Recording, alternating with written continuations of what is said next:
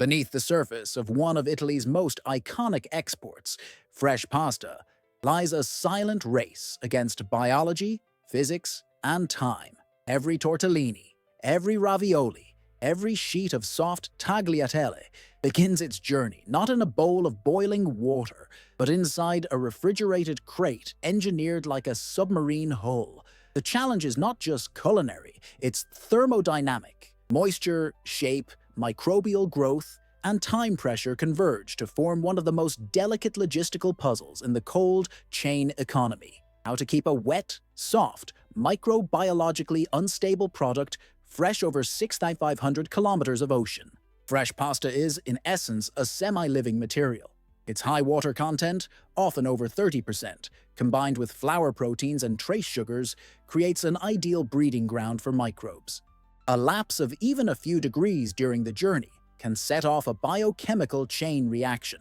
What begins as culinary heritage can quickly end as unusable cargo. That's why every transport crate is designed not only to insulate, but to resist pressure gradients, prevent internal condensation, and protect the product from its own chemistry. In practice, these crates are soft cargo submarines, resisting infiltration, controlling pressure, and protecting internal integrity from a world outside that is never static. Maintaining the pasta's viability over the 10-day maritime crossing requires a thermal margin of less than plus 0.5 degrees Celsius. That level of precision is not just refrigeration, it's active thermal engineering. Modified atmosphere packaging systems, or AMAP, replace the oxygen inside each sealed unit with a controlled mix of CO2 and nitrogen, drastically slowing down microbial respiration. Around this inner core, shock-absorbent, modular containers are stacked with millimetric alignment, designed to absorb the ship's swell while preserving microclimate stability inside. Italy exports close to 100,000 tons of fresh pasta annually. Of that, a growing share, tens of thousands of tons, crosses the Atlantic toward North America. When it arrives on shelves labeled fresh, the product may be 12 days old, and yet it meets all criteria for shelf readiness: elasticity, color, biochemical profile, and moisture content. How is that possible? It's a question that reveals a quiet revolution in food logistics. A symphony of controlled atmospheres, refrigerated membranes, microshock resistance, and invisible algorithms designed to hold softness in stasis. What seems like a simple shipment is, in fact, a feat of precision logistics, where every component, down to the pallet it rests on, matters. Because fresh, in the case of transatlantic pasta, is no longer a matter of hours. It's a matter of engineering. And everything that happens next begins with the fight against failure at the molecular level. It's not during the ocean voyage that most damage to fresh pasta occurs. It's in the shadows of transition zones, those critical 2 hours between cold storage and container sealing, when temperature, humidity, and surface contact interact in silence. At this moment, when the pasta faces ambient air before being enclosed in a modified atmosphere environment, a cascade of micro-failures can begin. The threat isn't visible to the naked eye, but biologically, the countdown has already started. One of the most aggressive actors in this process is lactobacillus, a microbe that thrives in starch-rich environments. If condensation occurs inside the package, particularly in the first hours of boarding, the water droplets act as biochemical accelerators.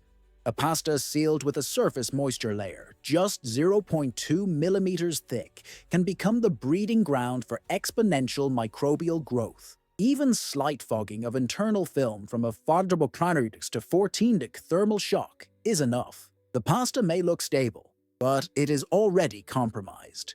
To counter this invisible invasion, some exporters have turned to techniques adapted from high-end dairy logistics. CO2 microsaturation, combined with enzymatic deactivation agents, is injected into the packing environment before final sealing. This isn't refrigeration, it's chemistry. By saturating the headspace with carbon dioxide and suppressing enzymatic triggers in the flour, biochemical respiration is slowed to near zero. This temporary metabolic dormancy is what allows the product to survive the journey, not just intact, but retail-ready. However, temperature and gas aren't the only variables. Moisture transfer, often underestimated, is a silent saboteur. Wooden pallets, still used widely in food transport, act as absorptive sponges. As refrigerated pasta boxes rest on them, a vertical moisture gradient is established. Over time, even minimal water vapor migration from wood to crate base can trigger fungal colonization. Studies show that up to 30% of spoilage events in fresh pasta exports are traced not to formulation flaws, but to this secondary transfer. Faced with this challenge, some Italian cooperatives have reimagined their export design entirely. In Sicily, one cooperative specializing in organic tortellini adopted a crate architecture inspired by French vineyard exports. Using sealed, inert gas containers with non-porous bases and edge insulation, they eliminated wood entirely. The result was a measurable 18% reduction in loss over the season. Not by changing the pasta, by re-engineering the support system that carries it. Because in the world of soft cargo, failure doesn't make noise. It forms quietly, inside sealed bags, before the ship has even left the port. And the question that lingers is not just about temperature or packaging, but about anticipation. How precisely do you control the invisible? How disciplined is your condensation protocol? Because in this trade, a single bead of water can become a line item in a loss report. And yet, this is only the beginning. What happens inside the crate after it's sealed and how the pasta remembers the first 12 hours will define its fate across the Atlantic. In thermally controlled logistics, the first hours after sealing aren't a transition. They are a permanent imprint.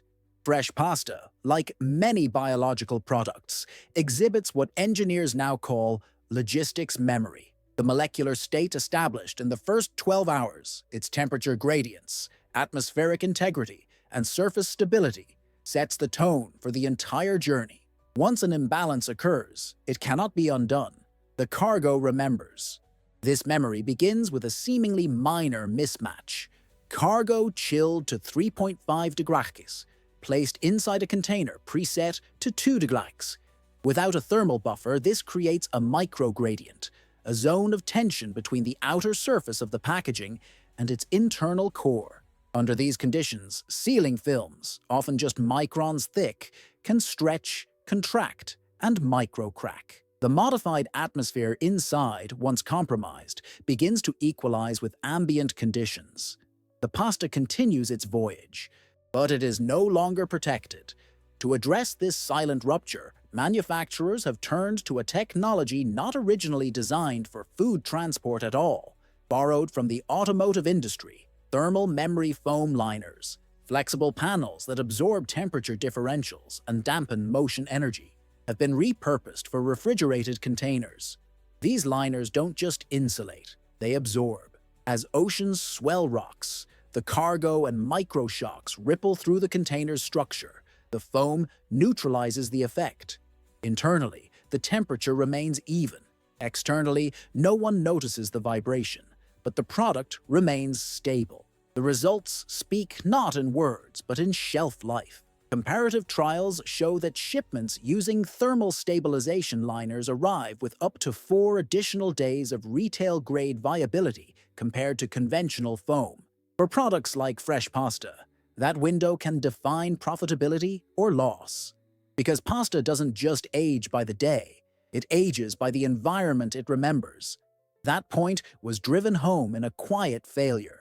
A shipment from Milan to Miami passed initial inspection, temperature loggers green across the board. But inside, where sensors weren't placed, mold had already taken hold at the sealing junctions. A thermal camera later revealed the cause. A 1 Edagaiki internal differential, unnoticed by external monitoring. It was a precise, invisible deviation, yet enough to break the protective seal hours after departure. Fresh pasta doesn't carry a black box like an aircraft, but if it did, the first 12 hours would tell the whole story. Its surface tension, gas retention, and microbial balance are not just statistics. They are records of the conditions under which it was launched into transit. Once disturbed, they cannot be reset. They are remembered. And so the challenge becomes one of predictive control, not just temperature, but vibration, atmosphere, contact, time. Because exporting something soft, alive, and unfinished at scale requires more than refrigeration. It demands intelligence. Intelligence that sees risk not in the storm, but in the quiet lull before it. At first glance, fresh pasta doesn't appear to belong in the same category as high-risk, biologically sensitive cargo. It doesn't swim, it doesn't breathe, it doesn't spoil in minutes. But when viewed through the lens of thermal logistics and biochemical preservation, it behaves more like a perishable organism than a processed good. It reacts, it remembers, and above all, it resists standardization.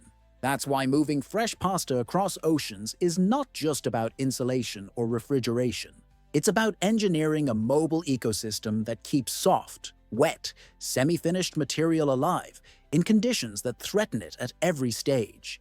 This operation reveals something larger than pasta itself. It exposes a growing shift in how modern agri-food exports are conceived, not just as shipments, but as controlled environments in motion.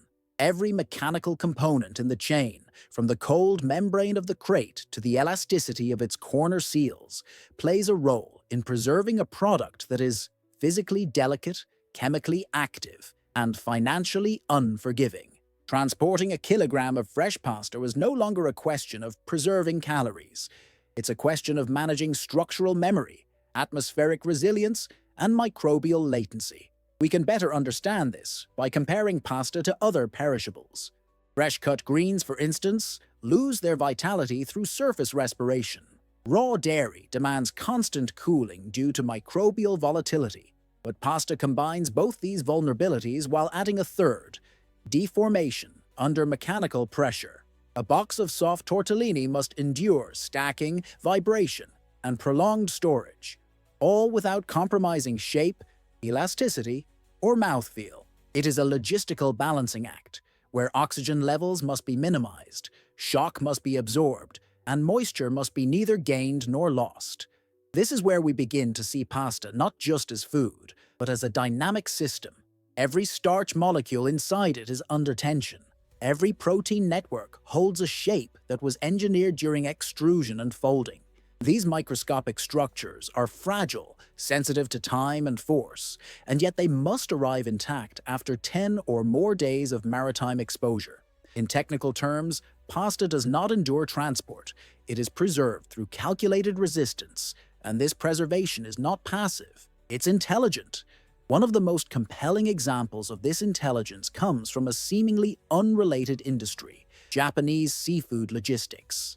In long-distance tuna exports, where freshness is measured in biochemical stability rather than in ice, exporters use cryogenic gel slabs, not to freeze, but to stabilize.